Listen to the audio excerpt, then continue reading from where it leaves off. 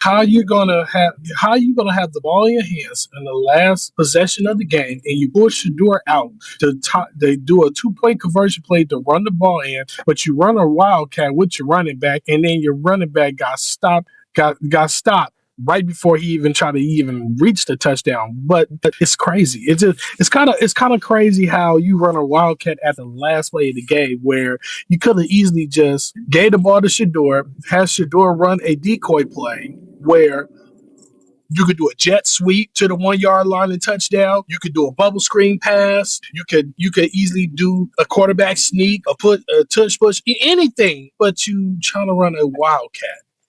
Only way the wildcat to me works if you have somebody like, I hate to say this name, Tim Tebow, that can run wildcat, or if you have somebody like Lamar Jackson, or if you have somebody like Cam Newton, somebody a quarterback that can really run the ball, or let's just say if you're gonna run the wildcat with the running back, I would trust somebody like Derrick Henry, Josh Jacobs, uh buddy man that played for the Eagles. I would Jameer Gibbs, who played for the Lions.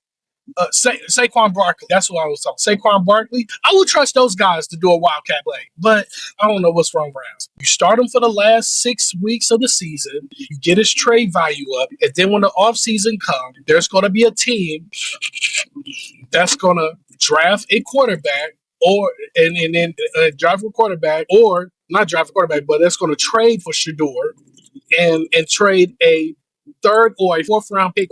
It's going to be one of these teams that's going to not have a quarterback. It's going to ask for Shador Sanders' service, and I think Shador is going to not be with the Browns long term. He's going to get released, but also I can see on the other side Andrew Berry, the GM of the Browns, is going to try to keep Shador, because there have been numerous reports that he's scared that if he lets Shador go and Shador go to another team and flourish, it'll be the same situation he had with Baker Mayfield. It's not. See, the problem with the Browns organization this time is it's not Andrew Berry. He's a good GM. He had drafted well over the course of the years. Is the coach? You got Kevin Stefanski, a coach that's super arrogant because you won Coach of the Year with the Browns twice, but both times you won Coach of the Year, you won it with Baker Mayfield. So correct me if I'm wrong, Chad. He won it both times with Baker Mayfield, I think.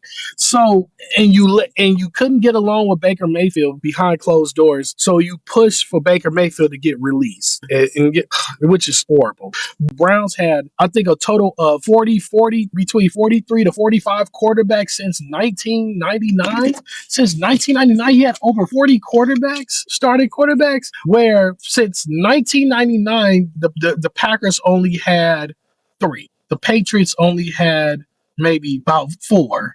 I'm talking about four. Let's say two consistent quarterbacks. Let's talk about the Patriots: Bledsoe and Brady, and then Drake May, three. Yeah, about three, and Mac Jones, four. And four. I was right, four.